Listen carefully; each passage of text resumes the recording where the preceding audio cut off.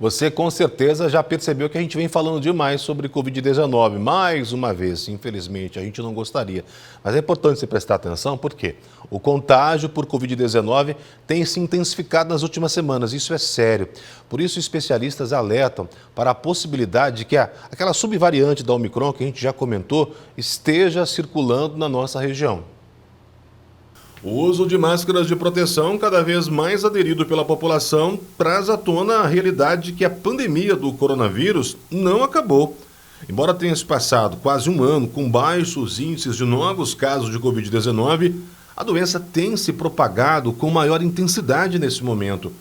Números da Secretaria Estadual da Saúde mostram que a positividade tem crescido na região de Rio Preto. Em uma única semana, o Departamento Regional de Saúde, que abrange 104 cidades, confirmou 429.814 casos, alta de 38,1%, índice muito parecido com o registrado no estado. A boa notícia é que o levantamento aponta para a queda de quase 7% no número de mortes na região e de 20% no estado. Mas os números chamam a atenção.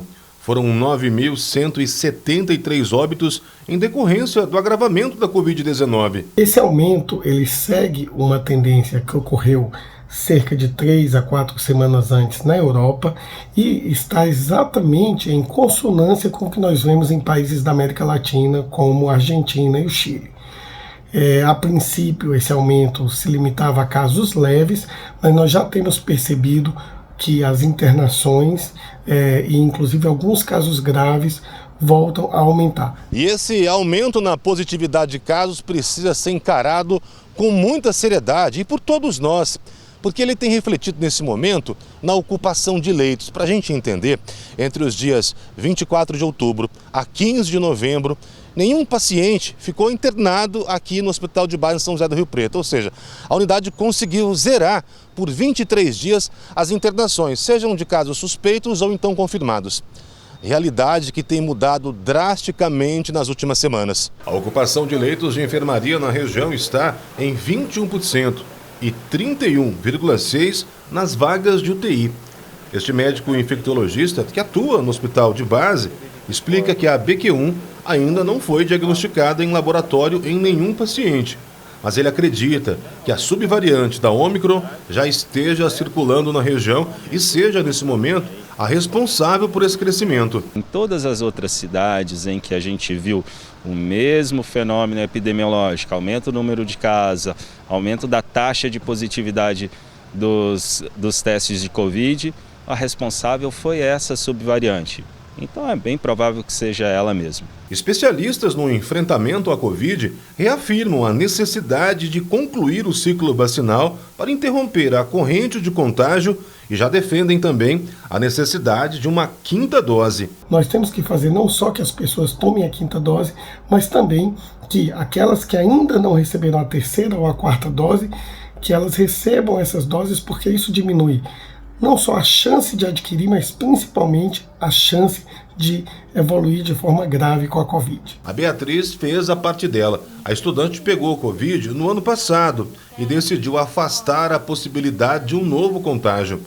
Com cada vez mais pessoas se aglomerando em dias de Copa e também com a aproximação das festas de fim de ano, a estudante tomou a dose que faltava. Eu estou com o meu esquema vacinal completo, tomei recentemente a quarta dose, mas aí com essas novas variantes a gente continua com um pouco de medo, né? Principalmente medo de cair no hospital, de ser internada, de ser entubada, e aí desenvolver para uma síndrome respiratória mais grave. E aí então a gente tem que continuar seguindo a risca aí o que o poder público acaba passando para a gente, tomando as nossas medidas. A gente está em tempo de Copa, né? Inevitavelmente as pessoas têm se reunido. A gente está com o Natalzão aí batendo também a porta, inevitavelmente tem fim de ano. Essa somatória de fatores pode contribuir por um aumento ainda mais expressivo? Pode sim. E aí por isso que a gente tem que retomar, rediscutir algumas medidas de prevenção. Fundamentalmente a gente tem que proteger quem é mais vulnerável. E nesse momento, o mais vulnerável é quem não está completamente vacinado. E também aquela população que a gente já sabe que está mais suscetível a infecções graves, seja pelo Covid, seja pelo vírus da influenza, seja por qualquer infecção. Eu estou falando de idosos, crianças muito pequenas e pacientes que têm a imunidade frágil, transplantes, pacientes em quimioterapia. Esses pacientes, essas pessoas devem se proteger. Se proteger como? Mantendo a carteira vacinal em dia, em situações em que há aglomeração, em que há um maior risco de contágio, que utilize a máscara. Cautela, né? Cautela sempre.